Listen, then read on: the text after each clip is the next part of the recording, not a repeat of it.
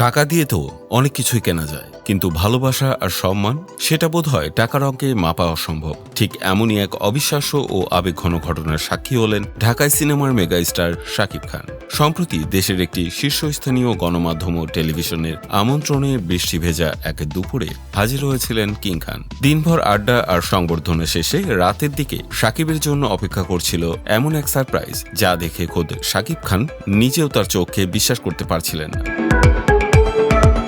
Television কর্তৃপক্ষের একাধিক অনুষ্ঠানে অংশ নেয়ার ফাঁকে প্রতিষ্ঠানটির ব্যবস্থাপনা পরিচালক শাকিব খানকে একটি মহামূল্যবান উপহার দিয়ে রীতিমতো স্তব্ধ করে দেন। উপহারের বাক্সটি খোলার পর দেখা যায় ভেতরে জ্বলজ্বল করছে বিশ্বখ্যাত আভিজাত্যের প্রতীক রোলেক্স ব্র্যান্ডের একটি বিলাসবহুল ঘড়ি। রোজ গোল্ড এডিশনের এই ঘড়িটি দেওয়ার সময় সেখানে উপস্থিত ছিলেন ওই গণমাধ্যমের শীর্ষ পরিচালক ও বার্তা প্রধানও। ঘড়িটির বাজার মূল্য $57,800, যা বাংলাদেশি মুদ্রায় প্রায় 72,25,000 টাকার সমতুল্য।